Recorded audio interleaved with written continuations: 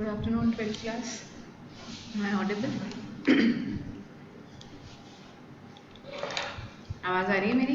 Yes, okay, ma'am. चलिए start करें नया चैप्टर।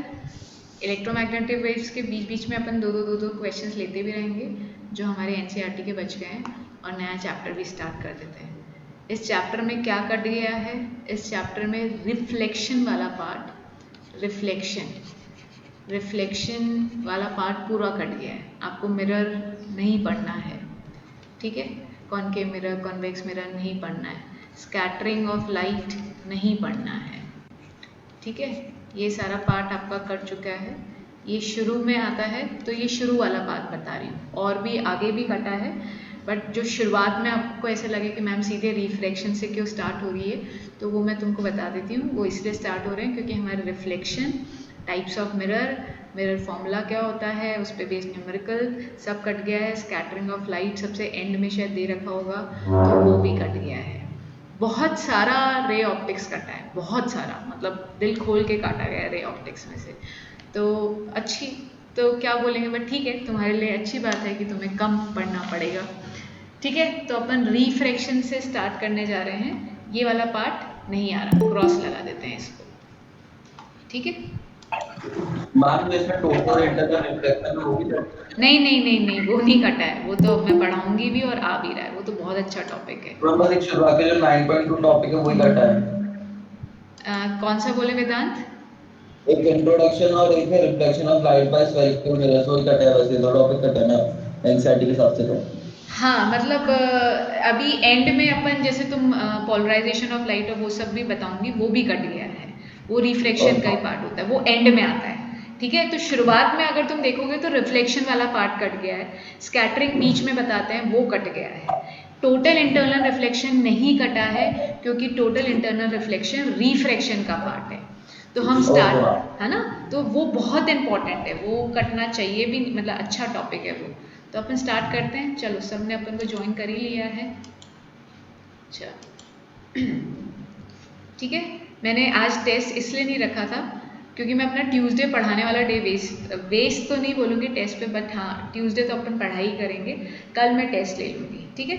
सो रिफ्रैक्शन, थोड़ा सा आइडिया सब बच्चों को 10 से होगा, बट अपन बिल्कुल बेसिक से ही पढ़ें। अच्छा, चलो स्टार्ट करते हैं। Refraction, what is refraction?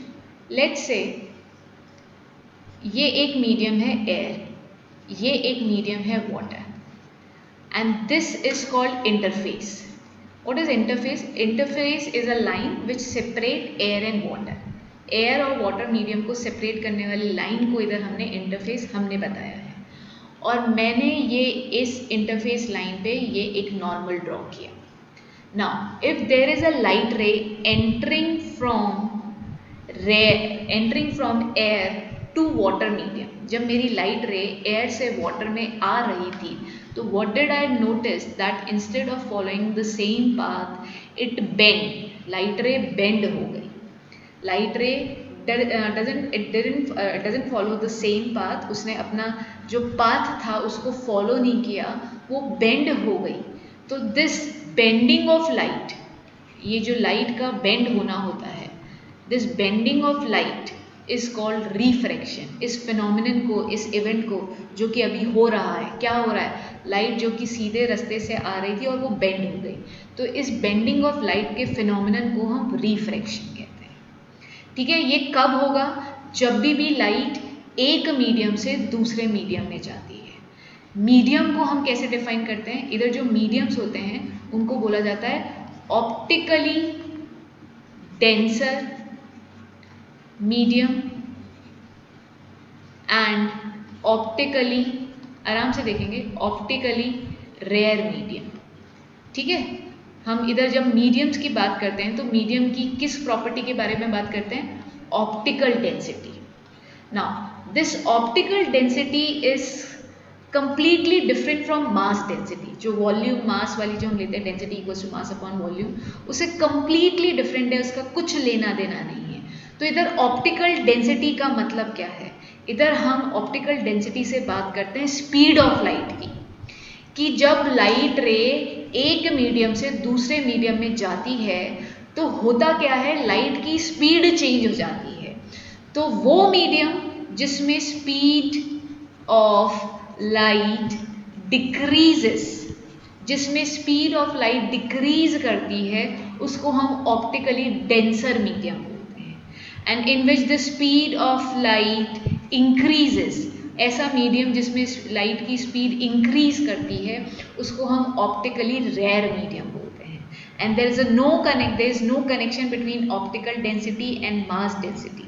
तो whenever we talk about optics is related to light, तो इधर लाइट की जो डेंसिटी के बारे में हम बात कर रहे हैं, वो किसके रिस्पेक्ट में बात कर रहे हैं, लाइट की स्पीड के रिस्पेक्ट में बात कर रहे हैं। तो किसी भी मीडियम को आप ऑप्टिकली रेयर और डेंसर किस हिसाब से डिफाइन करोगे? रेयर का मतलब क्या है, उसकी स्पीड, लाइट की स्पीड इंक्रीज होएगी। डेंसर का मतलब क्या है, लाइट की स्पीड कम हो जाएगी। ठीक है, क्या ये बात समझ में आती है? एक जो इम्पोर्टेंट क्वेश्चन इसके अंदर बनता है, व्हाट इज द कॉज, मतलब अभी तो नहीं पूछा जाता है, you should know what is the cause of refraction, what is the cause of refraction. ये रिफ्रैक्शन का रीज़न क्या है, लाइट रे अपने सीधे सीधे रास्ते से बहक क्यों जाती है, भटक क्यों जाती है, वो बेंड क्यों होती है, लाइट रे क्यों बेंड हुई? तो लाइट रे बेंड इसलिए होती है because when it travels from one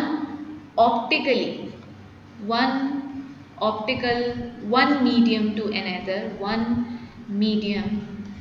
another, एक मीडियम से दूसरे मीडियम में जाती है, it speeds changes, उसकी स्पीड में चेंज आता है।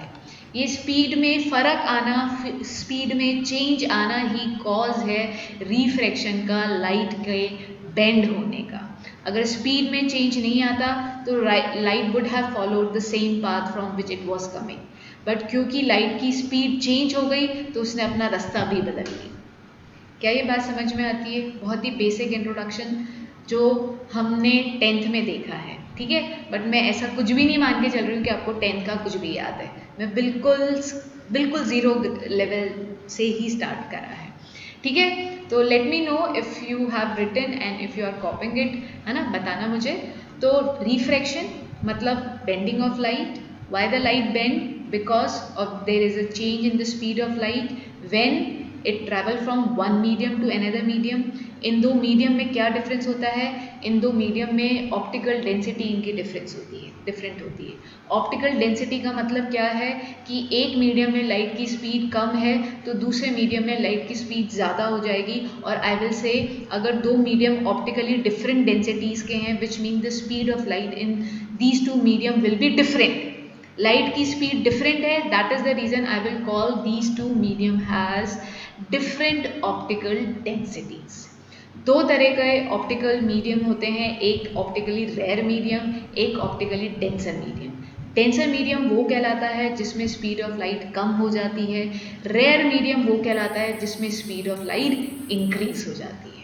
तो ये स्पीड का चेंज आना ही रिफ्रैक्शन का कॉज है, हमें रिफ्रैक्शन पढ़ने पे मजबूर करता है। तो अगर शायद लाइट की स्पीड में कोई चेंज ही नहीं आता एक मीडियम से दूसरे मीडियम में जाते हुए, तो ये रिफ्रैक्शन का फिनोमिनन नहीं होता और हमको पढ़ना नहीं पड़ता। बट हम पढ़ रहे हैं बिकॉज ये हो रहा है। तो is this noted down by everybody? Shall I move on? Okay okay बच्चे, चलो देखते हैं। सो लाइट कैसे कैसे बेंड करती है? तो अगर हम बात करें, हम हमेशा एक रेयर लेते हैं, एक डेंसर मीडियम लेते हैं। तो if the light is entering from rare to denser medium, अगर लाइट रेयर से डेंसर में एंटर करती है तो it will always bend towards the normal. Towards ये इसका एक्चुअल पाथ होता, अगर ये बेंड नहीं हुई होती, ठीक है, it would have followed this path, but it bends किधर? Towards the normal, towards the normal when the light enter from rare to denser medium। अगर हम इधर स्पीड की बात करें तो स्पीड का क्या हो रहा है? स्पीड डिक्रीज हो रही है, ठीक है, स्पीड इज डिक्रीजिंग। तो ये बेसिक इन्फॉर्मेशन सब लोगों को पता होनी चाहिए। I stand for angle of incidence, R stand for angle of reflection.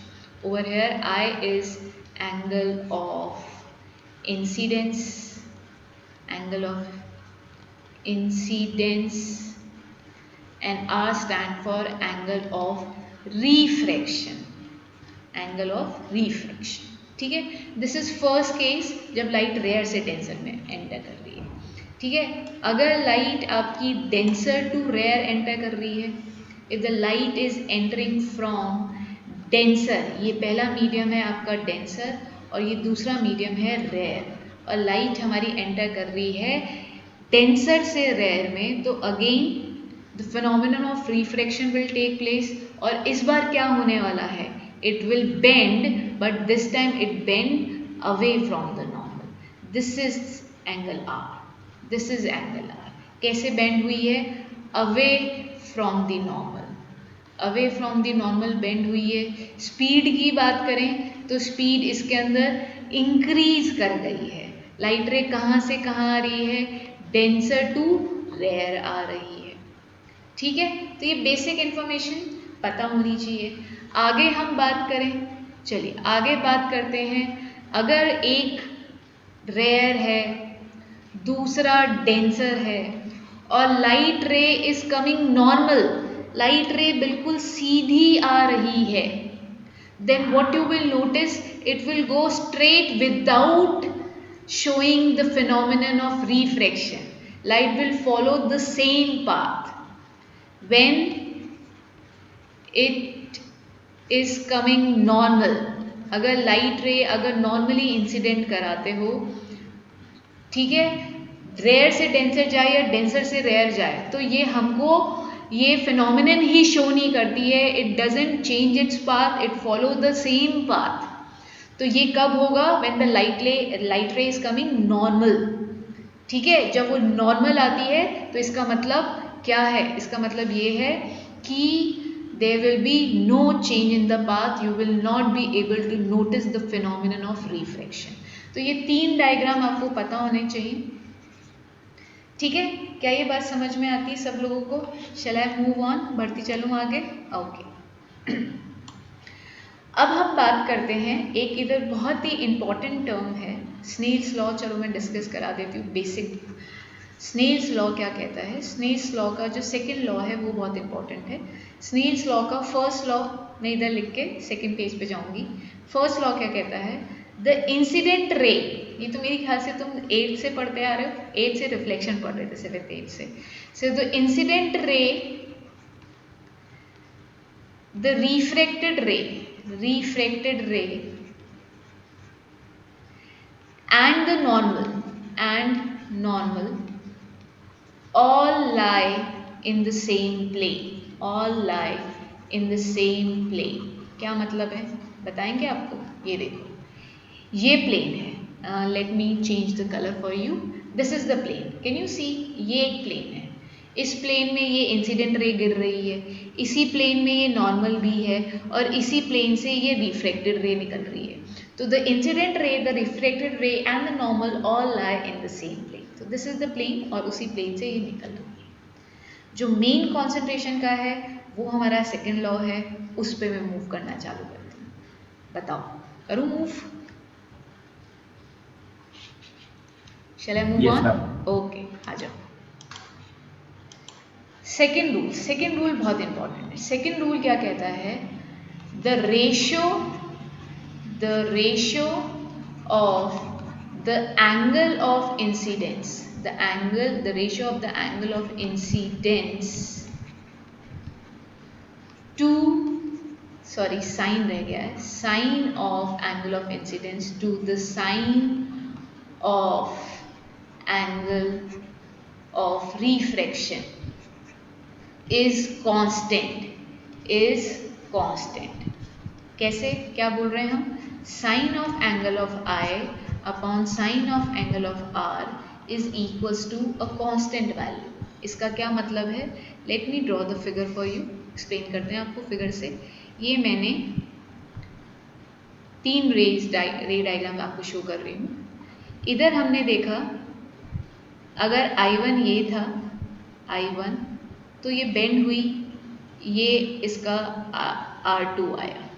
इधर लाइट रे आई ऐसे, I2 से, इधर लाइट रे बेंड हुई R2 से, इधर लाइट रे आई I3 से, इधर लाइट रे बेंड हुई R3 से। एवरी टाइम द मीडियम, पहला मीडियम एयर है and the second medium I am taking an example, तो सेकेंड मीडियम मेरा हर बार ग्लास है। व्हाट डिड आई नोटिस, मैं एंगल ऑफ इंसिडेंस को चेंज करती गई, उस हिसाब से हर बार एंगल ऑफ रिफ्रैक्शन भी चेंज हो गया। But what doesn't change is the ratio of sine I1 upon sine R1 was always equal to the sine of angle of I2 upon sine of angle of R2 is equals to sine of angle of R3 upon sine of angle of I3 upon R3। ये हमेशा ही constant आया अगर मेरे दोनों medium मैंने change नहीं किए। हर बार मेरा मीडियम पहला एयर रखा, दूसरी बार ग्लास रखा, तो मैं एंगल को चेंज करती तो रिफ्रैक्टेड एंगल अपने आप को उस तरीके से चेंज कर लेता कि sine of angle of I upon sine of angle of R का जो रेशो था वो कभी नहीं बदल रहा था। ऐसा स्नेल्स ने हमको सेकेंड लॉ बताया। इस फॉर्मूले को, ये जो कांस्टेंट वैल्यू होती है, इस कांस्टेंट का बहुत इम्पॉर्टेंट नाम है और बहुत इम्पॉर्टेंट है, और उसको हम, उस कांस्टेंट को हमने नाम दिया है, that is refractive index. Refractive index, ठीक है, this is the name. Refractive index हमेशा एक रेशो होता है, ठीक है। साइन, ये रेशो खाली ये साइन का ही नहीं है, इसके 2-3 और टर्म्स में भी रेशोज आएंगे। अब जो आगे की क्लास है 10-15 मिनट, हम सिर्फ और सिर्फ रिफ्रैक्टिव इंडेक्स के बारे में बात करेंगे, तो बहुत आराम से समझना, क्योंकि मुझे ऐसा लगता है कि 10th में सबसे डिफ़िकल्ट बात बच्चे को यही लगता है, बट 12th में नहीं लगना चाहिए। हम कुछ क्वेश्चंस भी देखेंगे, आप लोग समझो, समझाती मैं हूँ, ठीक है। तो स्टार्ट करते हैं रिफ्रैक्टिव इंडेक्स, ठीक है। रिफ्रैक्टिव इंडेक्स, अगर हम रिफ्रैक्टिव इंडेक्स की बात करें तो बेसिक फॉर्मूला तो हमको पता लग चुका है, व्हाट इज रिफ्रैक्टिव इंडेक्स। इसको हम कभी कभार म्यू से रिप्रेजेंट करते हैं, और इसको कुछ बुक में एन से भी रिप्रेजेंट किया हुआ है। ये हमेशा एक रेशो को देता है, और ये रेशो हमेशा एक मीडियम का दूसरे मीडियम के रिस्पेक्ट में होता है। तो we never write any only mu, हम क्या इसको म्यू बोलते हैं। इसके साथ ऐसे लिखते हैं μ21 या फिर μ21, ऐसे जिस तरीके से भी आप कंफर्टेबल हो आप यूज़ करो। पढ़ना मैं सिखाती हूँ, इसको बोलते कैसे हैं। इसको बोलते हैं refractive index, refractive index of medium 2 with respect to medium 1, ठीक है। इधर आपने रिफ्रैक्टिव इंडेक्स निकाला है 2 का विद रिस्पेक्ट टू 1, और इम्पॉर्टेंट बात क्या याद रखनी है, मीडियम 1 वो होता है जिसमें से लाइट आ रही है, और मीडियम 2 जिसमें लाइट जा रही है। प्लीज़ ध्यान रखेंगे ये चीज़, ठीक है। ओवर हेयर मीडियम 1 क्या है, मीडियम 1 वो है in which the light is coming, जहाँ से लाइट आ रही है। मीडियम 2 वो है जिसमें लाइट जा रही है, लाइट इज एंटरिंग, ठीक है। धीरे धीरे क्वेश्चंस के साथ बहुत फेमिलियर हो जाओगे, बट समझने की कोशिश करेंगे, ठीक है। मीडियम 1 जिसमें से लाइट आ रही है, मीडियम 2 जिसमें लाइट जा रही है। क्या ये रिफ्रैक्टिव इंडेक्स का यही इकलौता फॉर्मूला है? नहीं, रिफ्रैक्टिव इंडेक्स का ये भी एक फॉर्मूला है, और इसके बाद जो बहुत इंपॉर्टेंट फॉर्मूला है वो क्या है देखते हैं। हमने बोला कि अगर मेरा पहला मीडियम एयर है और दूसरा मीडियम ग्लास है, तो आपको बता देती हूँ एयर ऑप्टिकली रेयर मीडियम होता है, सबसे हल्का in respect to the speed of light. Speed of light air की ऑलमोस्ट वैक्यूम के बराबर होती है। तो अदर देन एयर और वैक्यूम, जब भी लाइट किसी भी मीडियम में एंटर करेगी तो बच्चे क्या होने वाला है, स्पीड कम होने वाली है, ठीक है। तो इधर लाइट एयर से ग्लास में एंटर करेगी तो स्पीड चेंज होएगी, और वो बच्चे कैसे चेंज होएगी, वो डिक्रीज होगी, दैट विल डिक्रीज। तो देखें ज़रा, ध्यान से देखना, हर चीज़ को रिपीट करेंगे आप लोगों के लिए, आराम से देखो। सो मैंने इधर ले रही हूँ mu of glass with respect to air, जिसको जैसे भी लिखना हो, मोस्ट ऑफ द टाइम मैं ऐसे लिखूंगी तो आपको ये भी समझ में आना चाहिए। इसका एक बहुत ही इंपॉर्टेंट फॉर्मूला है, वो फॉर्मूला क्या है, अगर मैं पहले आपके लिए इस टर्म में लिखती हूँ, μ21 is equals to V1 upon V2। Mu बहुत बहुत बहुत इंपॉर्टेंट, सबको बहुत ज़्यादा अच्छे से याद करना है ये formula. Refractive index of medium 2 with respect to 1 is equals to speed of light in one medium divided by the speed of light in second medium. Please, है ना, ये हमको याद करना है। अब अगर इधर मैंने ग्लास और एयर को कंसिडर किया है, ये मेरा ग्लास है विद रिस्पेक्ट टू एयर, तो मैं क्या लिखूंगी, V1 V air upon V glass. तो लेट से अगर मैं तुमको V ग्लास की वैल्यू बताती हूँ 2 × 10⁸ मीटर पर सेकेंड, V एयर की वैल्यू होती है 3 × 10⁸ मीटर पर सेकेंड। तो क्या बच्चे म्यू की वैल्यू निकाल सकते हो? I have asked you to find out the value of mu, that is refractive index of glass with respect to air. तो उसका फॉर्मूला क्या होगा, μGA is equals to velocity in air divided by velocity in glass, that is 3 × 10⁸ upon 2 × 10⁸। तो ये value आ गई 3.2 और which is also called 1.5।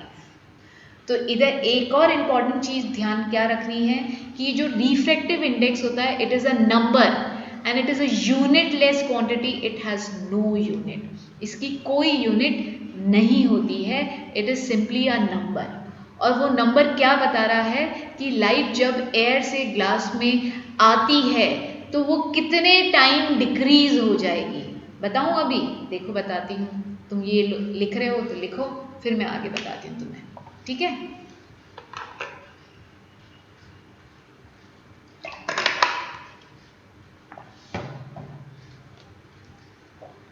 Yes ma'am, हो गया। गुड, चलो देखो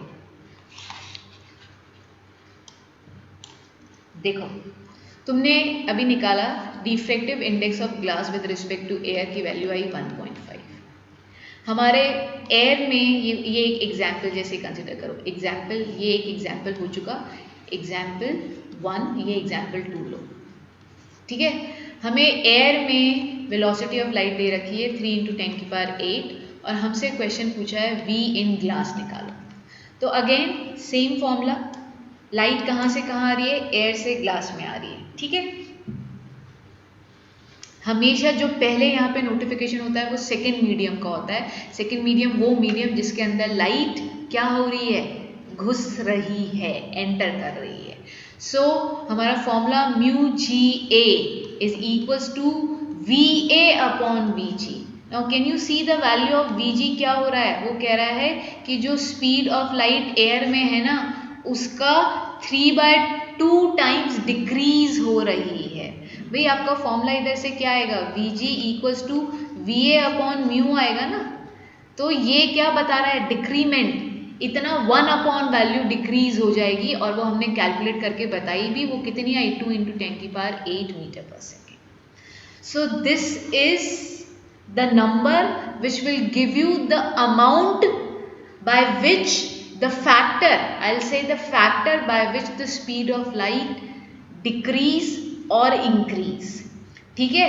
या तो स्पीड ऑफ लाइट उस फैक्टर से इंक्रीज होती है या डिक्रीज होती है। So mu is the factor जो कि स्पीड ऑफ लाइट को में कितना चेंज आया उसको हमें कैलकुलेट करके बताता है। एक बार फिर से पूरी इंफॉर्मेशन म्यू के बारे में, क्योंकि म्यू बहुत इंपॉर्टेंट है, ठीक है? तो एक बार फिर से देखेंगे, हमने लिया पहला मीडियम, उसको बोला जिसमें लाइट आ रही है, जिसमें से मीडियम 1। हमने दूसरा मीडियम वो बोला जिसमें लाइट जा रही है। हमने बोला इस मीडियम से इस मीडियम में लाइट आएगी तो लाइट की स्पीड में चेंज आया। सो μ21 मुझे निकालना है, जिसको मैं कैसे डिफाइन करती हूँ, refractive index of medium 2 with respect to 1, medium 1, जिसका formula in terms of velocity होता है v1 अपॉन v2। और एक फॉर्मूला मैंने ऊपर ऑलरेडी लिखा हुआ था, did you remember this formula? Sine I by sine r, sine I by sine r, ये भी तो लिखा हुआ है आपने, देखो जरा, ठीक है, लिखो लिखो, फिर आगे बढ़ते हैं, क्वेश्चन कराऊंगी आपको।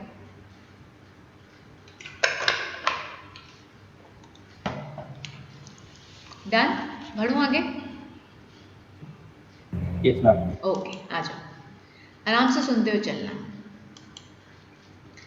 एक और इसमें इंपॉर्टेंट टर्म आती है एब्सोल्यूट रिफ्रैक्टिव इंडेक्स। अब बच्चे ये क्या होता है? एब्सोल्यूट रिफ्रैक्टिव इंडेक्स क्या होता है? रिफ्रैक्टिव इंडेक्स क्या देता है? ये हमेशा रेशो देता है, किसका देता है? स्पीड का देता है, लाइट की स्पीड जब एक मीडियम से दूसरे मीडियम में जाती है। इसका मतलब लाइट का एक मीडियम से दूसरे मीडियम में जाना तो ज़रूरी है। अब अगर तुम्हें क्वेश्चन में दे रखा है म्यू ऑफ जी, इसके आगे और पीछे की कुछ इन्फॉर्मेशन नहीं दे रखी है, तो बच्चे ये किसकी बात कर रहे हैं? दिस म्यू जी क्या रिप्रेजेंट कर रहा है? ये रिप्रेजेंट कर रहा है absolute refractive index, absolute refractive index of glass. अब तुम्हारे दिमाग में ये क्वेश्चन आता है कि मैम ने तो कहा था जब भी रिफ्रैक्टिव इंडेक्स की बात करते हैं तो दो मीडियम के रिस्पेक्ट में करते हैं, तो इधर दूसरा मीडियम क्या है? तो जब भी हम एब्सोल्यूट रिफ्रैक्टिव इंडेक्स की बात करते हैं तो इंट्रिंसिक वो इन्फॉर्मेशन जो इधर छुपी हुई है, वो मीडियम जो हमको दिख नहीं रहा है, वो मीडियम जो हमको हमेशा लेना है, तो बच्चे वो आपका मीडियम है यहाँ पे एयर। तो जब भी म्यू जी मिले ना तो समझ जाना वो कह रहे हैं absolute refractive index of glass with respect to air.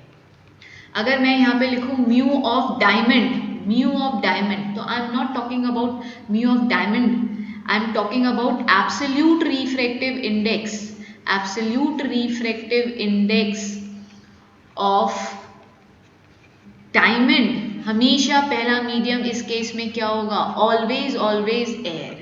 तो आपने पहला मीडियम एब्सोल्यूट रिफ्रैक्टिव इंडेक्स में फिक्स्ड कर दिया है आपका एयर।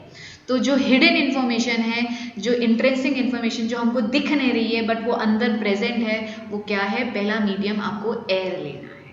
तो अगर मैं म्यू डायमंड की वैल्यू आपको बताती हूँ 2.412, तो this is what? This is absolute refractive index of diamond with respect to air. तो हम इसमें ये बताते हैं आपको कि जब भी लाइट एयर से डायमंड में, पहला मीडियम तो आपने फिक्स कर दिया ना एयर, जब भी लाइट एयर से डायमंड में एंटर करेगी तो इस फैक्टर से डिक्रीज हो जाएगी, बिकॉज वी नो कि एयर में तो स्पीड मैक्सिमम होती है, तो इस फैक्टर से डेफिनेटली इसको डिक्रीज होना है। अरे कैलकुलेट करके देख लो, ये देखो। So mu of diamond with respect to hidden क्या है? आपका एयर है। फॉर्मूला क्या होता है? पहले वाला मीडियम ऊपर उसकी वेलोसिटी लिखेंगे v of air upon v of diamond. तो v ऑफ डायमंड बच्चे क्या आ जाएगा? v of air is 3 × 10⁸ divided by mu diamond, और म्यू डायमंड मैंने आपको बता रखा है कितना, दैट इज 2.42। तो डेफिनेटली वैल्यू विल डिक्रीज, ठीक है, वो तो डिक्रीज होनी ही है। तो क्या ये बात समझ में आती है? इन whenever I talk about absolute refractive index, तो I am talking about the first medium which will be always air, ठीक है। तो चाहे म्यू ऑफ ग्लास में बोलूँ, म्यू ऑफ वैसलीन बोलूँ, म्यू ऑफ डायमंड बोलूँ, म्यू ऑफ पेट्रोल बोलूँ, हनी बोलूँ, वो किसके रिस्पेक्ट में बात कर रही हूँ कि भैया मेरी लाइट एयर से हनी में एंटर कर रही है, एयर से डायमंड में एंटर कर रही है, एयर से वैसलीन में एंटर कर रही है। पहला मीडियम मैंने फिक्स कर दिया है एयर। तो जब भी एब्सोल्यूट की बात करते हैं, तो अब मैं अगर डिफाइन करना चाहूँ what is absolute refractive index, absolute refractive index की बात करूँ तो what is absolute refractive index? It is the refractive index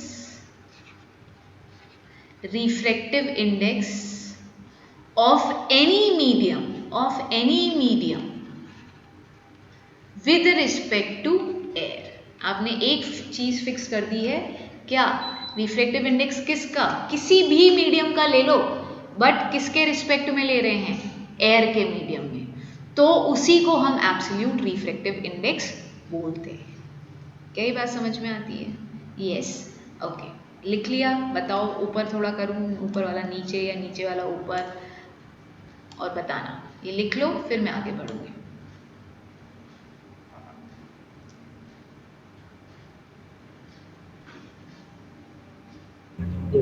okay, good. अच्छा, मुझे एक बार चैट विंडो में बताएंगे कितने बच्चों के रे ऑप्टिक्स स्कूल में चल रहा है? कितने बच्चों के रे ऑप्टिक्स चल रहा है? रे ऑप्टिक्स कितने लोग के स्कूल में चल रहा है, जल्दी से बताओ।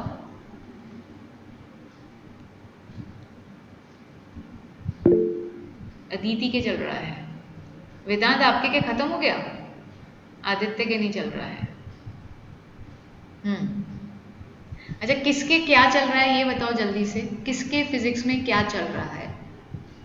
लेट मी नो, फिजिक्स में किसके क्या चल रहा है, जल्दी जल्दी बता दो। मैम अभी हटाना मत, स्लाइड को नहीं हटा रही, almost about to get over.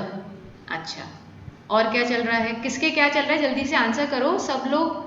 तविशी, wave optics मतलब रे ऑप्टिक्स हो गया खतरनाक। ओके, अनंत के 4th चैप्टर ही चल रहा है, वेदांत के रे चल रहा है, और के सुहानी प्रेक्षा के क्या चल रहा है, आदित्य के मेगा के रे ऑप्टिक्स चल रहा है, आदित्य के इलेक्ट्रोमैग्नेटिक वेव चल रहा है। फर्स्ट बुक कंप्लीट, तो अपनी भी फर्स्ट हो गई है फर्स्ट बुक, रे ऑप्टिक्स मतलब निशीत और अपना तो ऑलमोस्ट बराबर चल रहा है। ठीक है, इलेक्ट्रोमैग्नेटिक, इंडक्शन EMI चल रहा है। अच्छा ठीक है, चलो चलो चलो चलते हैं। लो देखो अनंत, देखो बेटू, और जब हो जाए तो बताना। फिर से बोलती रहूँ क्या मैं? एब्सोल्यूट रिफ्रैक्टिव इंडेक्स की हमने बात करी। एब्सोल्यूट रिफ्रैक्टिव इंडेक्स क्या होता है? किसी भी मीडियम का रिफ्रैक्टिव इंडेक्स किसके रिस्पेक्ट में ले रहे हैं? पहला मीडियम आपने फिक्स कर दिया है एयर के रिस्पेक्ट में, तो इसलिए कई कबार हम सेकेंड मीडियम जब एब्सोल्यूट रिफ्रैक्टिव इंडेक्स लिखते हैं तो जो पहला मीडियम एयर है उसको लिखते ही नहीं है। तो जैसे कि मैंने म्यू ऑफ ग्लास लिखा तो बच्चे समझ गए कि मैम म्यू ऑफ ग्लास बात कर रही है, मतलब पहला कहाँ से हवा, लाइट एंटर कहाँ से हो रही है? एयर से ग्लास में एंटर कर रही है। तो आई होप ये बात समझ में आती है। इसमें ही आगे बढ़ेंगे। अनंत तुम्हारा वेट कर रहे हैं बेटा, हो जाए तो बताना मुझको।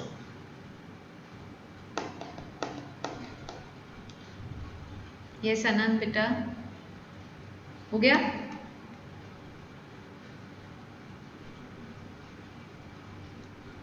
अच्छा, तुम्हारा तो माइक तो काम ही नहीं करता, करता है क्या काम अनंत का?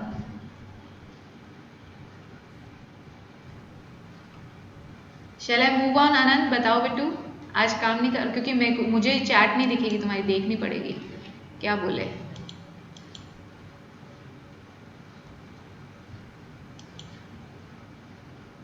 यस मैम, नो मैम, नहीं मैम। अच्छा लिखो। अच्छा अब यस मैम हो गया, ओके चलो आगे बढ़ते हैं। देखना, एब्सोल्यूट रिफ्रैक्टिव इंडेक्स की बात कर रहे हैं, तो आप देखेंगे सब लोग, mu of glass with respect to अगर डायमंड दे रखा है, और आई विल से इसको इजी लैंग्वेज में समझते हैं, mu of 2 with respect to 1 दे रखा है, तो इसको हम अभी तक क्या क्या देख चुके हैं? इसको I can write V1 upon V2, इसको I can write sine I upon sine R, और इसको I can also write μ21 is also equals to μ2 upon μ1। अब ये सारे फॉर्मूलाज बहुत बहुत बहुत ज़्यादा इम्पोर्टेंट हो जाते हैं, ठीक है? ये आपको इसके बारे में बस यही पता रखने हैं, ठीक है? एक बात लिखने से पहले एक बार सुनना मेरी बात, अगर हम μ1 डिफाइन करेंगे तो बेटा सारी इंफॉर्मेशन जो इधर लिखी है वो सब उलट हो जाएगी। तो please never write learn vice versa, क्योंकि अब आप शायद मेरा स्टाइल समझ गए होंगे। मैंने आपको एक चीज़ पहले भी बताई थी, मुझे याद नहीं आ रही, कि जब भी कंपैरिजन होता है, एक चीज़ बढ़ रही है दूसरी चीज़ घट रही है, तो एक याद करो।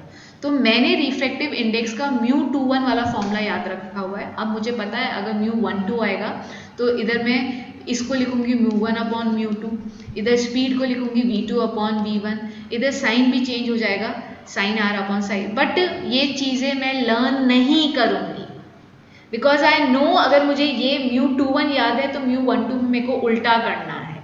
But please do not learn this, otherwise you will completely get confuse. तो सिर्फ यही फॉर्मूले पे ध्यान दें और इसको ही याद रखें. करेंगे ये बात, मानना ये बहुत इंपॉर्टेंट है. ठीक है, अब मैं ये दो चीज लिख रही हूँ, μ2 upon μ1 is equals to sin i by sin r.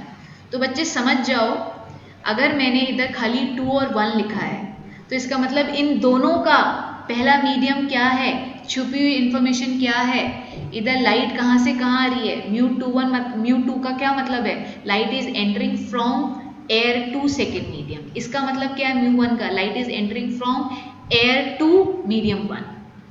ठीक है, क्योंकि μ2 कुछ नहीं होता है. μ2 व्हाट इज रिफ्रेक्ट, μ2 को आप यू कैन नॉट से रिफ्रेक्टिव इंडेक्स ऑफ मीडियम 2. अरे मीडियम 2 किसके रिस्पेक्ट में, तो वो हमको पता होना चाहिए. इधर μ2 की डेफिनेशन क्या है, refractive index of medium 2 with respect to air. μ1 की डेफिनेशन क्या है, refractive index of medium 1 with respect to air. तो इससे एक बहुत इंपॉर्टेंट रिलेशनशिप आती है, μ2 क्रिस क्रॉस कर रही हूँ, μ2 sin r upon μ1 sin i. ये बहुत बहुत काम की रिलेशनशिप है. अरे बहुत सिंपल भी है. देखो, पहला मीडियम में ही लाइट इंसिडेंट करती है, सेकेंड मीडियम में ही लाइट रिफ्रैक्ट कर रही है. सुनो मेरी बात, मैं कैसे बोल रही हूँ. पहले मीडियम 1 है, पहला मीडियम, उसमें ही लाइट इंसिडेंट होती है, तो μ1 को sin i दोनों साथ साथ आ रहे हैं. सेकेंड मीडियम में ही लाइट रिफ्रैक्ट करती है, तो μ2 sin r दोनों साथ साथ आ रहे हैं. ये बहुत काम की रिलेशनशिप है. अभी थोड़ी देर में रियलाइज हो जाएगा जब मैं एक आध तुमको क्वेश्चन कराऊंगी. ठीक है, तो एक तो तुम स्टार मार्क कर लो इस पे 2 मार्क किए और इस पे स्टार मार्क कर लो 5. ठीक है, क्योंकि ये हमको बहुत हेल्प करने वाली है, बहुत हेल्प करने वाली है. तो इसको तुम लोग ध्यान से याद रखना. ठीक है, आगे बढ़ूँ, लिख रहे हो तो लिख लो, क्योंकि this is a very important part. हमको सिर्फ ये 2 चीज़ें इसमें याद करनी है अच्छे से और हमारा काम बन जाएगा. Okay, done. Yes ma'am. Okay, आ जाओ. नेक्स्ट देखो, अगर देखो मैंने तुम्हें बोला लाइट रे इस तरीके से आई और ऐसे ही चली गई. ठीक है, इसका क्या मतलब है, light although it is making certain angle theta but it is following the same path. तो अगर हम इधर बात करें तो μ21 की बात करें, ध्यान से सुनना, ये मीडियम 1 है, ये मीडियम 2 है. μ21 की बात करें तो speed in 1 upon speed in 2. अगर पहला मीडियम एयर मैंने लिया है तो डेफिनेटली इसकी स्पीड c के बराबर होगी, speed of light in vacuum और इन एयर. अरे भाई v2 भी तो c होगा इस केस में, जब भी तो लाइट बेंड नहीं हो रही है, it is following the same path, है ना. तो इधर मीडियम 2 भी एयर है, that is the only reason light is not bending. तो इससे आपको क्या पता लगा, μ21 मतलब mu of air. Mu of air की मैक्सिमम वैल्यू होती है 1, जिसको अगर परफेक्ट वैल्यू पे जाए तो वो होती है 1.003. ठीक है, ये सबसे लोएस्ट वैल्यू होती है रिफ्रैक्टिव इंडेक्स की, लोएस्ट वैल्यू. ठीक है, अदरवाइज सबकी वैल्यू 1 से बड़ी होगी. इनफैक्ट डायमंड की सबसे ज़्यादा होती है. म्यू ऑफ डायमंड होता है 2.42. मतलब जब लाइट रे एयर से डायमंड में एंटर करती है तो सबसे ज़्यादा उसकी स्पीड कम हो जाती है, उसकी स्पीड सबसे ज़्यादा कम हो जाती है. तो हम रिफ्रैक्टिव इंडेक्स ऑफ डायमंड की बात करें तो वो होता है 2.42. अभी मैंने म्यू ऑफ ग्लास भी लिखा था थोड़ी देर पहले, उसकी 1.5. ठीक है, तो सबसे छोटी value, lowest value of refractive index किस में होती है, एयर में. तो जितना म्यू छोटा होगा उतनी स्पीड ज़्यादा होगी. लर्न नहीं करना है, कॉन्सेप्ट समझ में आ रहा है तुम लोगों को. भैया स्पीड किस में ज़्यादा थी, एयर में थी ना. एयर में स्पीड ज़्यादा है, म्यू की वैल्यू सबसे कम है. डायमंड में स्पीड सबसे कम हो रही है क्योंकि इतने फैक्टर से स्पीड ऑफ लाइट क्या होने वाली है, डिवाइड. म्यू क्या होता है, mu is that factor which tell you कि कितने से स्पीड ऑफ लाइट कितने फैक्टर से डिक्रीज हो जाएगी. तो अगर मैं V ऑफ डायमंड को अगर डिफाइन करूंगी तो वो क्या लिखूंगी, ये स्पीड ऑफ लाइट है, उसको मैं म्यू ऑफ डायमंड से डिवाइड कर दूंगी। तो मैंने क्या बोला भैया, इस फैक्टर से 2.42 के फैक्टर से स्पीड ऑफ लाइट डिक्रीज हो गई, तो ये मैंने वेलोसिटी निकाली। ठीक है, फिर से फॉर्मूला देख लें, लास्ट बार देखेंगे फॉर्मूला क्या क्या सीखा है आपने। μ21 वो मीडियम जिसमें लाइट आ रही है मीडियम 1 है, जिसमें एंटर कर रही है वो मीडियम 2 है। इसको I can also write μ2 upon μ1, इसको I can also write v1 upon v2, इसको I can also write sin i by sin r। ठीक है, इन दोनों में से इन दो रिलेशन को पकड़ लो जो कि बहुत काम की है, μ2 μ1 upon sin i by sin r, और इसको याद करना बहुत आसान है। सेकंड वो मीडियम है जिसमें लाइट रिफ्रैक्ट हो रही है, फर्स्ट वो मीडियम है जिसमें लाइट इंसिडेंट हो रही है। तो ये लोग अपने बाजू बाजू में आ गए। ठीक है, अब कुछ न्यूमेरिकल कराते हैं आपको। ओके, न्यूमेरिकल कराने से पहले एक बात और बताते हैं, ये लिख लिया। Okay, speed, did you remember कि स्पीड का फॉर्मूला एक और होता है, स्पीड ऑफ लाइट या स्पीड इन इलेक्ट्रोमैग्नेटिक वेव्स में हमने स्पीड ऑफ लाइट की बात करी, that is speed equals to distance upon time, और आई कैन से लैम्डा इन वेव्स के फॉर्म में अगर हम बात करते हैं तो lambda into nu, nu is called frequency. अब बात क्या याद रखनी है बच्चे, कि आप लोग याद रखेंगे कि ये जो वेलोसिटी और लैम्डा का फैक्टर होता है, they depend on the medium, they depend on the medium. और भाई ये जो फ्रीक्वेंसी है ना अपनी, ये डिपेंड करती है, डिपेंड ऑन सोर्स। सोर्स मतलब रेड लाइट आ रही है, येलो लाइट आ रही है, सन लाइट आ रही है, अल्ट्रावायलेट लाइट आ रही है, हर एक लाइट की फ्रीक्वेंसी डिफरेंट होती है। ठीक है, येलो लाइट की अलग होती है, रेड लाइट की अलग। तो इधर सॉरी मैंने गलत बोल दिया, सोर्स किससे आ रही है लाइट, तो डिपेंड्स ऑन द सोर्स, कि सोर्स प्रोड्यूस कौन कर रहा है लाइट को। सन की लाइट आ रही है, एक्स रेज आ रही है, तो फ्रीक्वेंसी सोर्स पर डिपेंडेंट होती है, और वी और लैम्डा मीडियम पे डिपेंडेंट होते हैं। इसलिए जब लाइट एक मीडियम से दूसरे मीडियम में एंटर करती है, frequency does not change. Frequency will not change from one medium to another, from medium 1 to medium 2। जब लाइट रे एक मीडियम से दूसरे मीडियम में एंटर करती है तो फ्रीक्वेंसी नहीं बदलेगी, क्योंकि सोर्स नहीं बदला है। अगर एक ट्यूबलाइट सोर्स है लाइट का, तो अगर वो लाइट का सोर्स नहीं चेंज किया है तो फ्रीक्वेंसी नहीं बदलती है, बट वेलोसिटी और लैम्डा दोनों में चेंज आता है। तो I can write v1 is equals to nu lambda 1, I can write v2 is equals to nu lambda 2। तो अगर मैं μ21 का फॉर्मूला लिखूं which is equals to v1 upon v2, और इसमें मैं n लैम्डा 1 और n लैम्डा 2 से रिप्लेस कर दूं, तो मेरा फॉर्मूला ये भी करेक्ट है। क्या, देखो जरा, μ21 is equals to v1 upon v2 is equals to lambda 1 upon lambda 2। ठीक है, ये याद रखेंगे। Frequency it depend on the source, कौन उसको प्रोड्यूस कर रहा है, लाइट किसके कारण आ रही है, क्या सोर्स क्या है।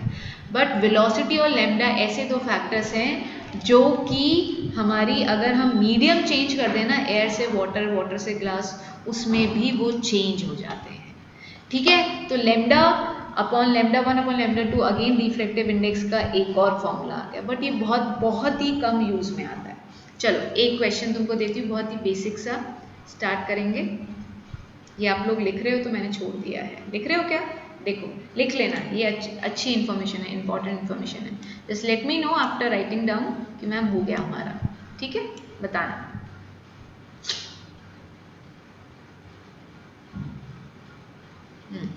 हो गया? Yes ma'am. Okay okay okay, चलो आ जाओ।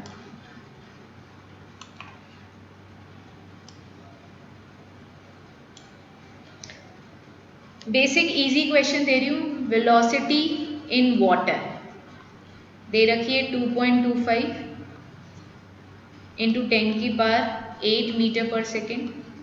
वेलोसिटी इन ग्लास दे रखी है 2 इंटू 10⁻8 मीटर पर सेकेंड। दो क्वेश्चन, इसके 3 पार्ट हैं। म्यू डब्ल्यू निकालो, म्यू जी निकालो और म्यू जी डब्ल्यू निकालो। ठीक है, फॉर्मूला बेस्ड बहुत ही बेसिक क्वेश्चन, सिर्फ चेक कर रही हूँ कि भैया सबको समझ में आ गया। ठीक है, करो जरा।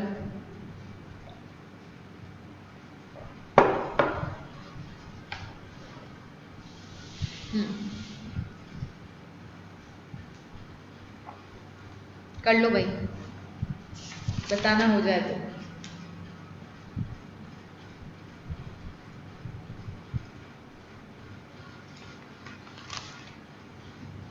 करें? देखो, तुम लोगों ने ट्राई कर लिया होगा, मेरे साथ फिर से देखते जाओ। म्यू ऑफ वाटर का क्या मतलब है?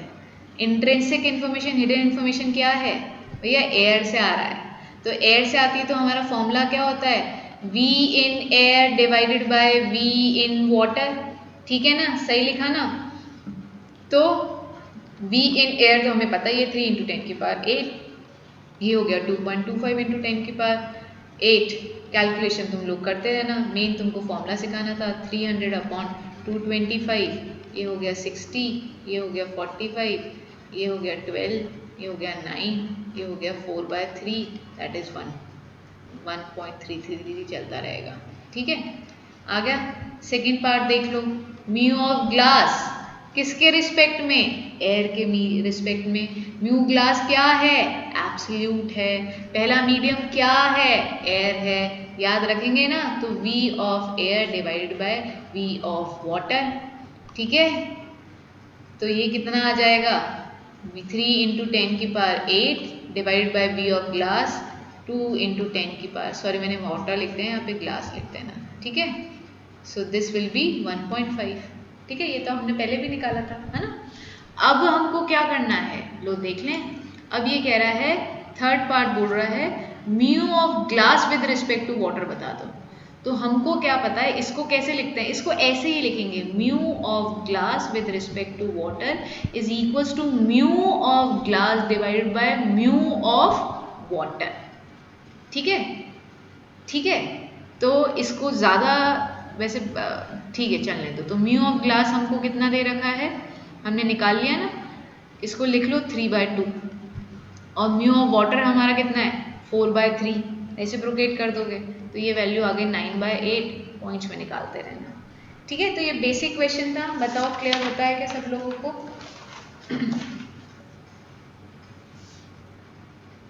हो गया? ओके, चलो नेक्स्ट मूव करते हैं।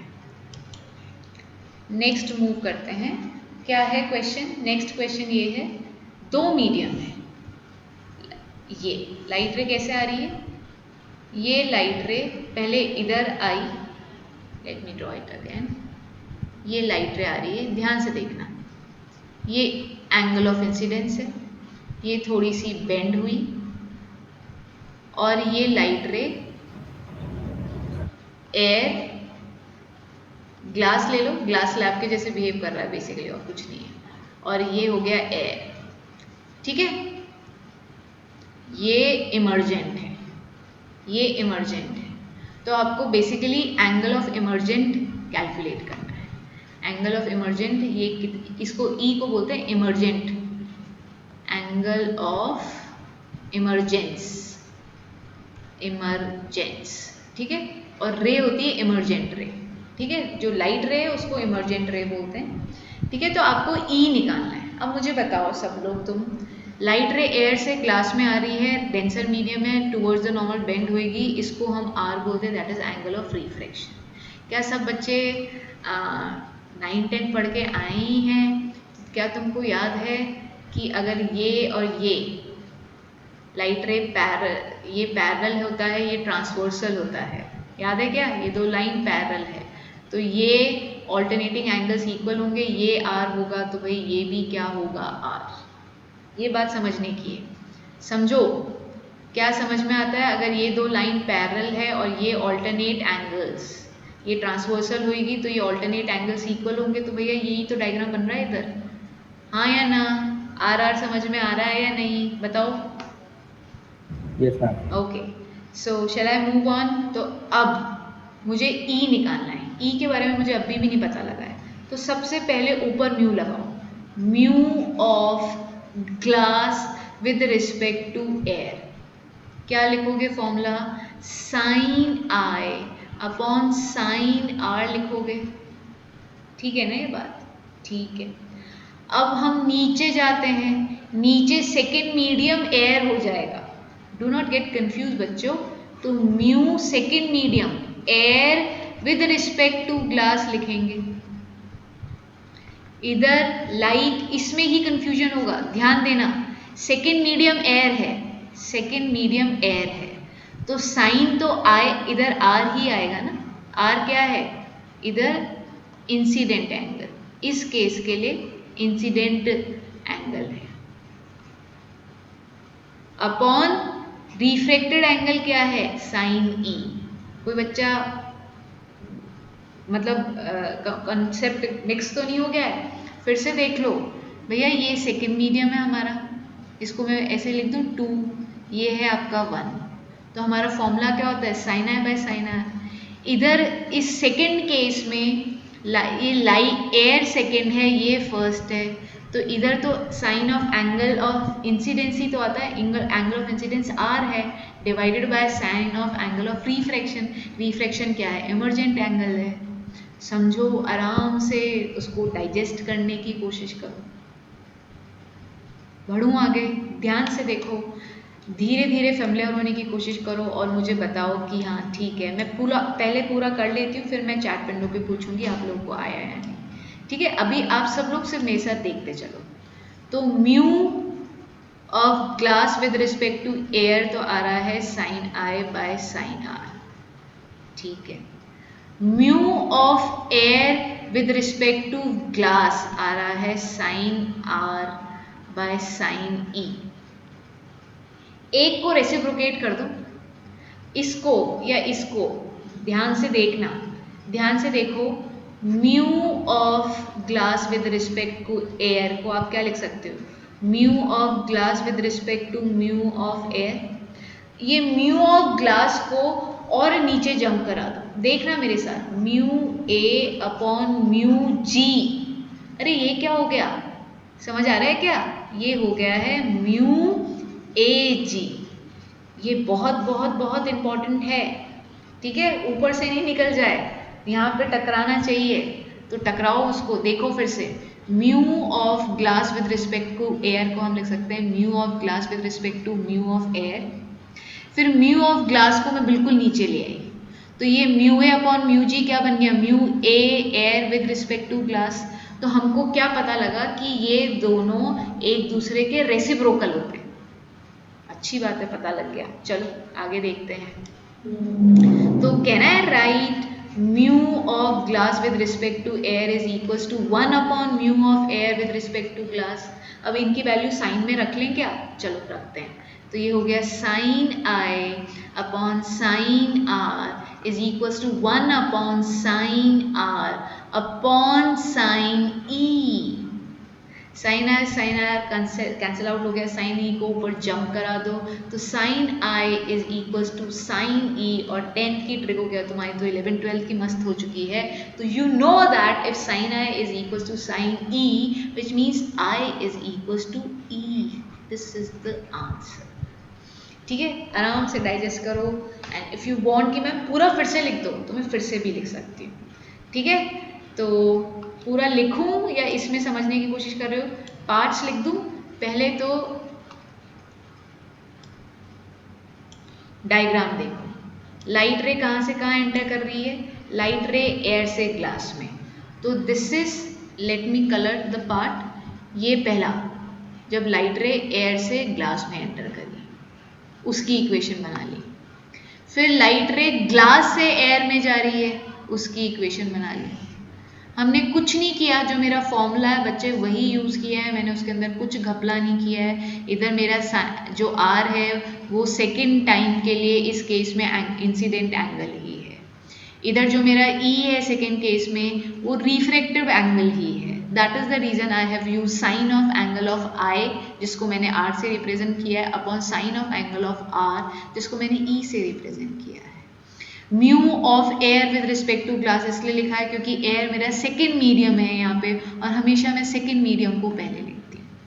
आराम से देखो, बिल्कुल आराम से, गहरी लंबी सांसें लेते रहो और देखते रहो, ठीक है। चलो, उसके बाद इसी को मैंने इस तरीके से लिखा, फिर इसको लिखा, फिर इन दोनों के अंदर ये एक दूसरे के रेसिप्रोकल होते हैं। ये पार्ट को मैंने ऐसे खुपचे में यहाँ पे घुसा के समझा दिया है आपको कि yes they are reciprocal of each other, ठीक है। ये इन्फॉर्मेशन आपको अब दिमाग में आ, ये हम करके नहीं दिखाएंगे, ये तो छोटे बच्चे मतलब फर्स्ट टाइमर के लिए बता देते हैं कि चलो देख लो, ठीक है। ऐसे पुचकार दिया है कि लो देख लो। अगर देख ली है तो फिर हम आगे बढ़ेंगे इसी इंफॉर्मेशन को कि mu of glass with respect to air is equal to 1 upon mu of air with respect to glass को रखो, इनमें इनकी वैल्यूज पुट करो, सॉल्व करो, मस्त आंसर आएगा sine I by sine E, that is I is equal to E, और खुश हो जाओ कि हमारा आंसर आ गया, ठीक है। तो लिखो जरा, लिखने के बाद मैं चैट विंडो पे पूछूंगी तो मुझको बता देना, ठीक है। पहले तो लिख लो, फिर मैं आऊंगी चैट विंडो पे आराम से। मेरे साथ ये चैप्टर ज़रूर अच्छे से करते जाना, ठीक है, तो कॉन्फिडेंस बना रहेगा। शुरू का कुछ पार्ट हल्का सा बोरिंग है, no doubt, but I will try my level best कि वो नॉट अंडरस्टैंडेबल ऐसा नहीं होना चाहिए कि आपको समझ ही नहीं आया। समझाना सब है और समझना सब है अपन को, चाहे वो अच्छा हो या बुरा हो। लिख लिया है क्या सब लोगों ने?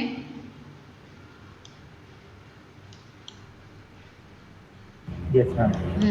तो अब मुझे चैट विंडो पे सब लोग रिप्लाई करेंगे कि ये पार्ट क्लियर है या नहीं, ये स्पेसिफिकली ये न्यूमेरिकल, जल्दी से अच्छे बच्चों के जैसे फटाफट, ठीक है।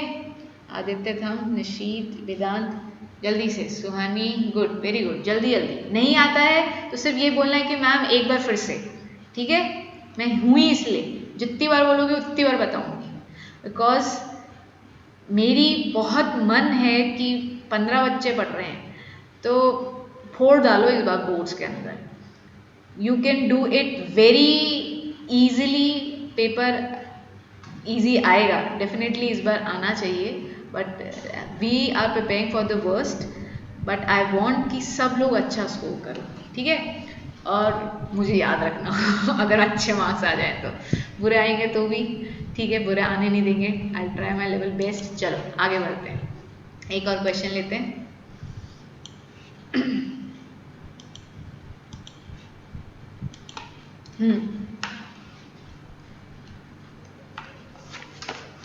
एक और क्वेश्चन है, तुम्हारा क्लियर हो जाएगा अच्छे से। देखो क्वेश्चन क्या है,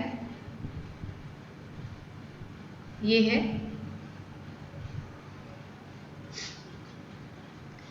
अच्छा ये मैं बाद में बताती, मैं अभी बता देती हूँ। जब भी हमको स्फेरिकल सरफेस दे रखी होती है ना बच्चों, तो स्फेरिकल सरफेस में नॉर्मल क्या होता है?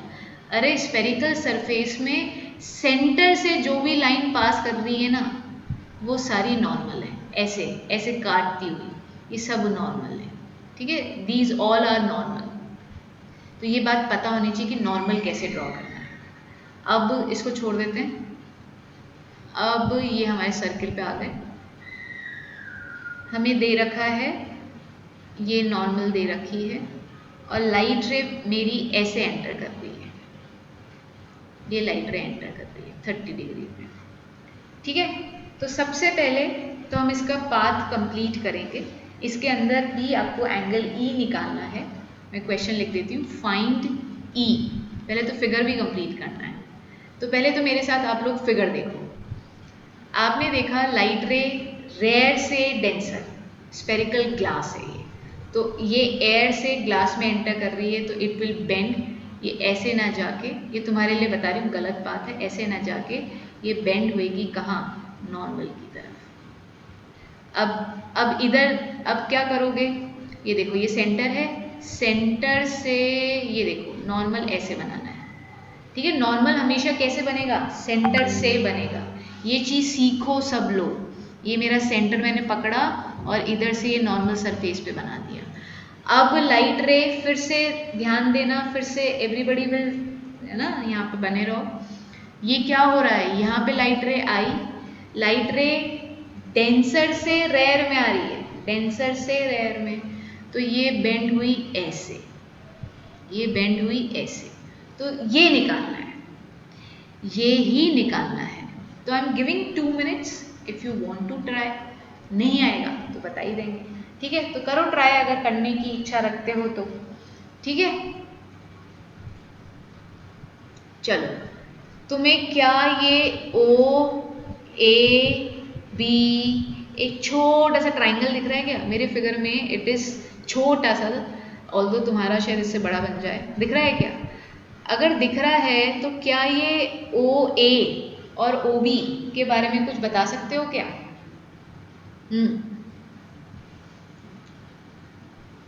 ओ ए और ओ बी रेडियस है, ठीक है। अगर रेडियस है तो अगर ये आर है, आइसोसेलेस ट्राइंगल हो गया ना, तो आइसोसेलेस ट्राइंगल हो गया तो भैया ये नॉर्मल की तरफ बेंड हुई, ये एंगल आर है, तो क्या ये भी एंगल आर होगा क्या? मेरा बहुत छोटा बन रहा है, बड़ा बनाऊं क्या इसको? चलो मैं एक बार, लेट मी ट्राई द बड़ा figure, let me try the बड़ा फिगर फॉर यू। ये देखो,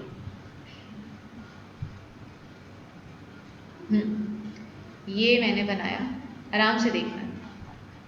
ये लाइट रे आ रही है, ये लाइट रे आ रही है, आराम से समझो। ये 30 डिग्री आ रही है, सीधी ना जाके टूवर्ड्स, ये नॉर्मल है, ये जो डैश लाइन है ये नॉर्मल है, क्योंकि सेंटर से पास कर रहे हैं ना, सेंटर से जो पास करती है वो नॉर्मल होती है। तो ये नॉर्मल की तरफ भैया बेंड हो गई, नॉर्मल की तरफ बेंड कर दो, ठीक है।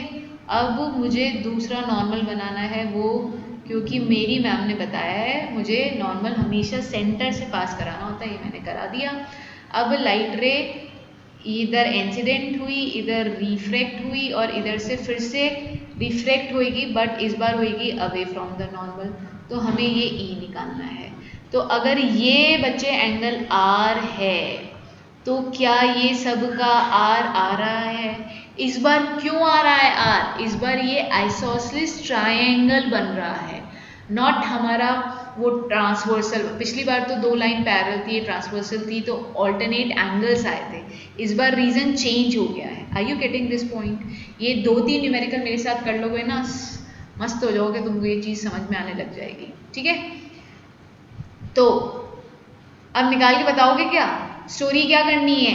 एयर, ग्लास, ग्लास, एयर, ठीक है। तो करें ज़रा, आप लोग भी करो, मैं भी करती हूँ। म्यू ऑफ ग्लास, पहले केस में ग्लास सेकेंड मीडियम है, आ रहा है सबको, दिख रहा है क्या? Mu of glass with respect to air क्या लिखेंगे? Sine i that is 30 degree upon sine are, ठीक है, हो गई बात। आगे बढ़ते हैं ग्लास से एयर की तरफ।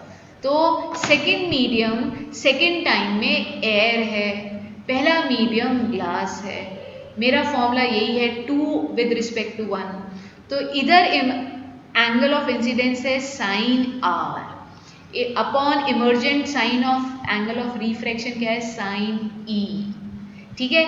इन दोनों के बारे में क्या विचार है? एक दूसरे के रेसिप्रोकेट होते हैं। अरे आंसर वही आने वाला है, 30 आएगा, ठीक है, तुम कर लो तुम कर लो, 30 आएगा, E will be equals to I 30 degree. तो कर लो बच्चे कैलकुलेशन।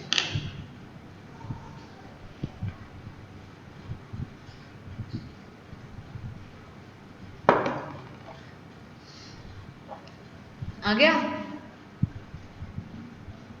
Yes ma'am. ठीक है, तो ये एक अच्छा क्वेश्चन था। चलो देखते हैं।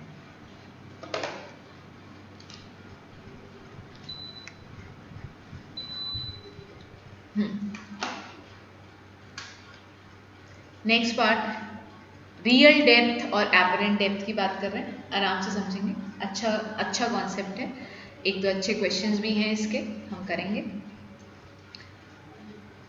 हाइट की बात करें, डेप्थ की बात कर रहे हैं, जैसे कि ये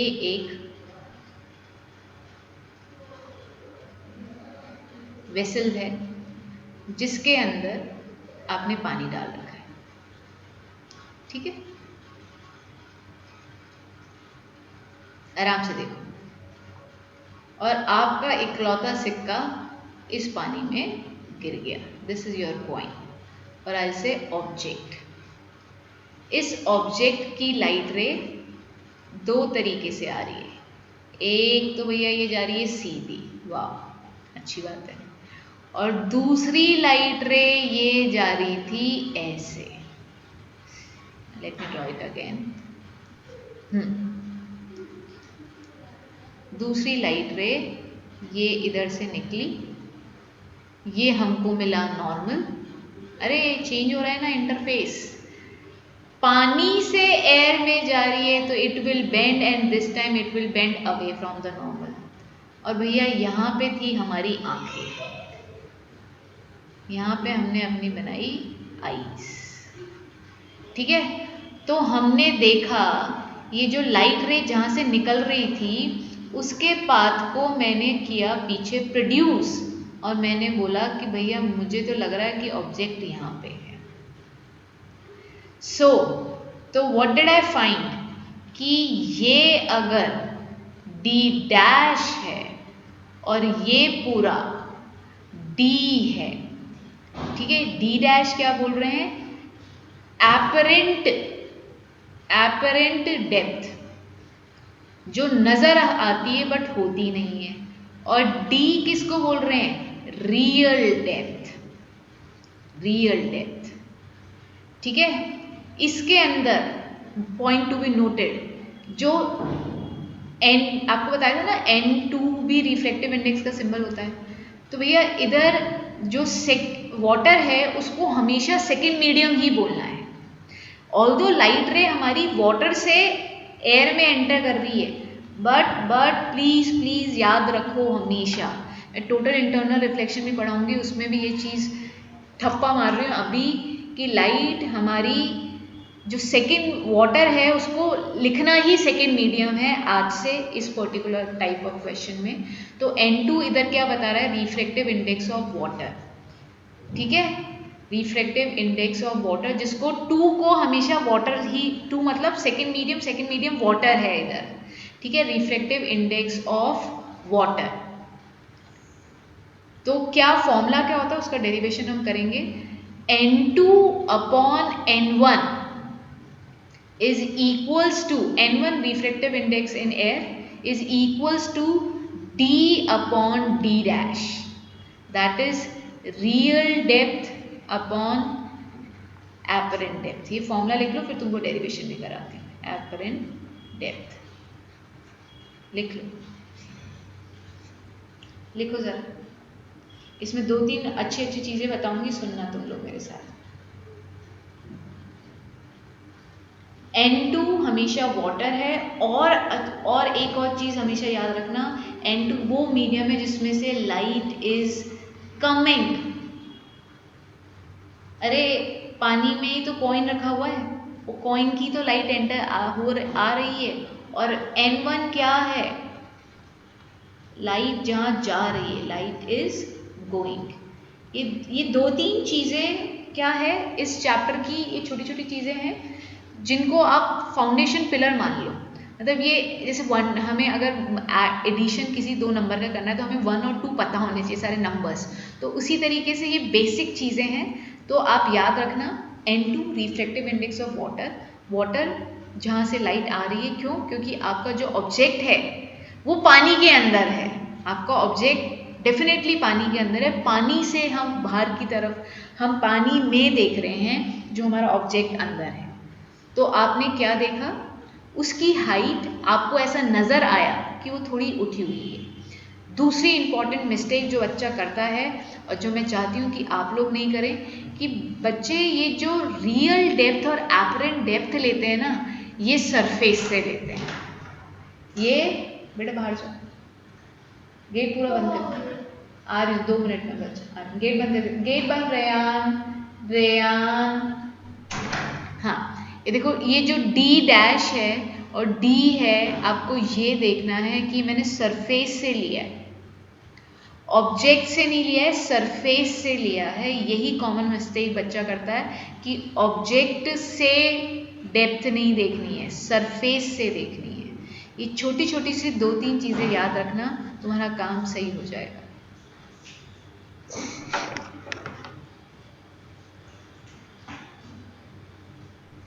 ठीक है, चलो लिखा तुम लोगों ने? इसका छोटा सा एक डेरिवेशन और करा देती हूँ, लिख लिया तो बताना, फिर आगे बढ़ते हैं। Yes, ma'am, with you.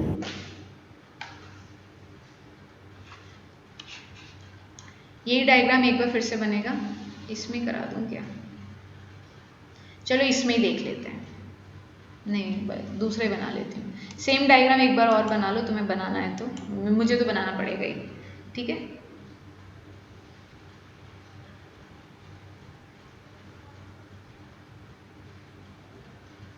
ये करा के छोड़ दूंगी। ठीक है, ओके। ये मेरा कॉइन है। एक अगर लाइट रे यू सीधी आ रही है नॉर्मल, तो यू नो दैट वो सीधी जाएगी,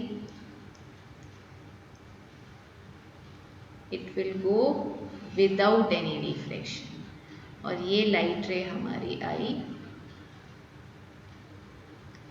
ऐसे, तो इट विल बेंड, और अगर हमने इसका पाथ पीछे प्रोड्यूस किया तो हमको ऑब्जेक्ट यहाँ पे मिला, ऐसा हमको अपीयर होगा। ठीक है, इस गैप को हम R बोल रहे हैं, इसको D डैश बोल रहे हैं, D डैश, और ये पूरी लेंथ है D। ठीक, ये स्टार्ट करते हैं। एंगल ऑफ इंसिडेंस, ये रहा नॉर्मल, नॉर्मल से एंगल ऑफ इंसिडेंस ये है। ठीक है, और ये एंगल ऑफ रिफ्लेक्शन है, 2R नहीं लेते, 2R नहीं लेते हैं। ठीक है,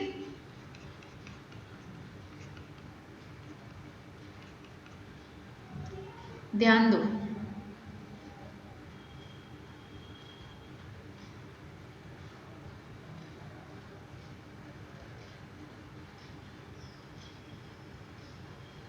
D डैश एपरेंट डेप्थ को रिप्रेजेंट कर रहा है, और D रियल डेप्थ को रिप्रेजेंट कर रहा है, रियल डेप्थ को।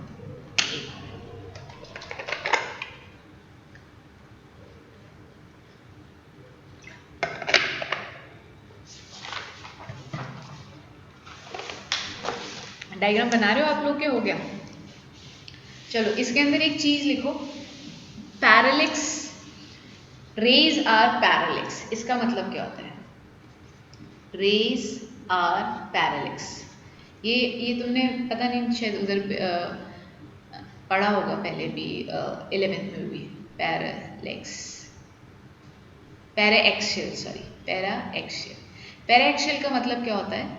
ध्यान से देखना, पैराएक्सियल का मतलब ये होता है कि ये एक सीधी लाइट रे तो आ ही रही थी, अब ये अगर लाइट हम ऑब्जेक्ट को पास, ये लाइट रे को पास पास पास लेते जाते हैं, ठीक है, तो ये ऑलमोस्ट सभी ऐसे नॉर्मल लगने लग जाती है। जब लाइट रे का जब बहुत पास से लाइट ऑब्जेक्ट को देख रहे हैं, ये देखो, ये तो आपने लाइट रे इतनी दूर ली, तो हम क्या कर रहे हैं, पैरेक्सियल लाइट रेज वो ऑलमोस्ट एक दूसरे के पैरेलल हो जाती है, उनको हम पैरेलल लाइट रेज बोलते हैं, पैरेक्सियल बोलते हैं। सो सॉरी, मैं बार बार टर्म गलत बोल रही हूँ, ठीक है। पैरेक्सियल बोलते हैं, पैरेक्सियल वो लाइट रेज जो बहुत पास पास आ जाती है, ऑलमोस्ट पैरेलल जैसी दिखने लग जाती है। ये तो देखो इतनी बेंड हो रही थी ये लाइट रे, तो ये बहुत पास पास पास लेते चले जाएंगे। तो ये हम बेसिकली बताना क्या चाह रही हूँ बच्चों, कि ये वाली, ये जो लाइट रे है और ये जो लाइट रे है, they are very close, they are very close. इससे हम ये बताते हैं कि ये जो भी जितने भी डिस्टेंसेस कैलकुलेट कर रहे हैं वो जब भी एप्लीकेबल हैं जब जो नॉर्मल है और जो दूसरी लाइट रे आप बेंड करा रहे हो वो बहुत पास में लेते हैं, तो ही ये सारे रूल्स एप्लीकेबल हैं। तो N2, ये N2 है और ये N1 है, चलो N21 लिखेंगे क्या? अगर N21 लिखते हैं, चलो मैं क्वेश्चन पूछ रही हूँ आप लोगों से, चैट विंडो पे मुझको बताओ, sine I by sine r आएगा या sine are by sine i आएगा? जल्दी से, 2 मिनट का छोड़ दूंगी फिर। Sine I by sine r आएगा या sine are by sine i आएगा? जल्दी से बताएंगे सब लोग। Sine are by sine i आएगा। वेरी गुड, बढ़िया, बहुत बढ़िया। ठीक है, तो इसने फटाफट आंसर कर दिया है। एज यू कैन सी मैंने लिखा तो N21 है, बट इधर N2 क्या है? N2 मेरा फर्स्ट मीडियम लाइट रे उधर से आ रही है। कंफ्यूजन हो रहा है, कैसे दूर करूँ? साइन आर बाय साइन आई। अच्छा, ये वाला नहीं लिखना, तुमको एक चीज़ और मैंने फॉर्मूला बताया था, याद करो।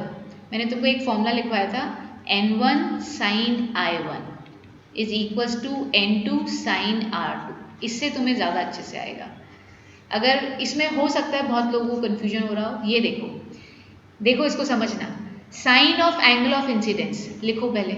Sign of angle of incidence के साथ वो रिफ्रैक्टिव इंडेक्स लिखना है जिसमें एंगल ऑफ इंसिडेंस है। कौन सा है? N2 है। देखो ना, यही तो बताया था, म्यू किसका? वही जहाँ से लाइट रे इंसिडेंट हो रही है। तो रिफ्रैक्टिव इंसिडेंट लाइट रे जिस मीडियम में है उसी का रिफ्रैक्टिव इंडेक्स उसके साथ रखना है। तो इधर एंगल ऑफ इंसिडेंट लाइट रे वाटर के अंदर है और वाटर का मीडियम रिफ्रैक्टिव इंडेक्स N2 है। और इधर लिखो N साइन आर किस में? हवा में। वाह, इससे तो कन्फ्यूजन ही दूर हो गया। ये बहुत सही चीज़ है। तो मैंने तुमको बोला था ये बहुत, मतलब ये याद रखना। तो नाउ यू कैन सी, इससे तो कन्फ्यूजन हो जाएगा। वेदांत ने आंसर कर दिया, इट्स ओके, बट ये बहुत बढ़िया चीज़ है। तो तुम मुझे ये बताओ कि क्या इससे तुम लोग भी निकाल पा रहे हो क्या? जो मैंने क्या किया, मैंने तुमको एक चीज़ समझाई थी कि sine of angle of incidence, angle जिस मीडियम में इंसिडेंट हो रहा है, लाइट रे जिस मीडियम में इंसिडेंट हो रही है, उसी मीडियम का रिफ्रैक्टिव इंडेक्स उसके साथ लिखना है। वही चीज़ तो मैंने करी। यहाँ पे साइन आई मैंने उल्टा लिख दिया, आई एम सो सॉरी, यहाँ पे 2, ठीक है। अरे नीचे तो सही लिखा, आई एम सॉरी, नीचे सही लिखा हुआ है। तो sine of angle of incidence कौन से मीडियम में? सेकेंड मीडियम में, उसके साथ लिखा हुआ है। एंगल ऑफ रिफ्रैक्शन एयर में है और एयर का रिफ्रैक्टिव इंडेक्स N1 है इधर। Just let me know on the chat window, क्या ये बात समझ में आ रही है? इसको मैं वापस भी बता दूंगी, अगर आज की क्लास में अगर आपको नहीं समझ में आया तो जल्दी से मुझे बताओ फटाफट कि हाँ मैम ये बात समझ में आ रही है। ये इक्वल टू वाली कि N2 sine i equals to N1 sine r क्यों है? नहीं आ रहा है तो मैं ही बताऊंगी, आपको ये बोलना कि मैम नहीं आया, ठीक है। ये तो बता दो आया या नहीं आया। No ma'am, good, very good. तो सुहानी ने बोला उसको नहीं आया, तो जल्दी से देखो, ठीक है। देखते हैं अपन, सिर्फ यही चीज़ देख लो, हो सकता है अपन डेरिवेशन नहीं करें आज की क्लास में, तुम समझ लो। सुहानी बेटा मैंने एक फॉर्मूला बताया था, N1 sine i equals to N2 sine r. ये फॉर्मूला कैसे आया था वो भी बता देती हूँ। तुम लिखती थी N21 जिसका फॉर्मूला होता था sine I by sine r, ये लिखती थी। फिर तुम इसको लिखती थी N2 अपॉन N1, फिर तुम इसको लिखती थी sine I by sine are, ठीक है। फिर तुम रेसिप्रोकेट करते थे तो यहाँ पे आता था N2 sine R2 is equals to N1 sine I1। तो मैंने तुमको एक चीज़ रटाई थी, मैंने क्या बोला था? जिस मीडियम से लाइट रे रिफ्रैक्ट हो रही है उसी मीडियम का रिफ्रैक्टिव इंडेक्स उससे प्रोडक्ट में है। अगर लाइट रे सेकेंड मीडियम में रिफ्रैक्ट हो रही है तो N2 उसके बाजू में ही है। अरे इसमें यही तो है, लाइट ये मीडियम 1 है आपका और ये मीडियम 2 है, ठीक है। और लाइट रे यहाँ से यहीं तो जा रही है, ये I है ये R है। तो सेकेंड मीडियम में लाइट रे रिफ्रैक्ट हो रही है और उसका रिफ्रैक्टिव इंडेक्स उसके साथ प्रोडक्ट में है। इधर लाइट रे फर्स्ट मीडियम में इंसिडेंट हो रही है, उसका रिफ्रैक्टिव इंडेक्स उससे प्रोडक्ट में है। ये बात मैंने बताई सुहानी पहले। अब मेरा ये डायग्राम देखो, सिर्फ इतनी सी बात समझो। इस डायग्राम में ये लाइट रे गई, ये मेरा नॉर्मल, ठीक है, और ये away from the normal bend हो गई। ये क्या है? ये एंगल ऑफ इंसिडेंस है क्योंकि लाइट रे इधर जा रही है। ये R है, इमर्जेंट ले लो या रिफ्लेक्टेड रे ले लो। ठीक है, इधर N2 को वाटर बोला है मैंने, इधर N1 बोला है। इस फॉर्मूले के हिसाब से sine of angle of incidence के साथ रिफ्रैक्टिव इंडेक्स उसी मीडियम का आना चाहिए जिस मीडियम में एंगल ऑफ इंसिडेंट है, लाइट रे है। तो भैया कौन से मीडियम से है निकल रही है? N2 से तो निकल रही है। Sine of angle of incidence, light ray जिस मीडियम में इंसिडेंट हो रही है, जिधर से इंसिडेंट हो रही है उसी का रिफ्लेक्टिव इंडेक्स। तो लाइट रे मेरी इंसिडेंट वाटर से हो रही है, equals to sine of angle of r के साथ क्या इंटू करना है? उसका रिफ्रैक्टिव इंडेक्स जिस मीडियम में लाइट रे रिफ्रैक्ट हो रही है, जो कि मेरा एयर है। अब बताओ सुहानी, समझ में आया क्या? हाँ जी सुहानी, जस्ट लेट मी नो बेटा, अब समझ में आया क्या? Good, very good. तो इसका डेरिवेशन नेक्स्ट क्लास में देख लेंगे, क्योंकि मेरी फिर से दूसरी क्लास है। ठीक है, तो बच्चा पढ़ते रहो।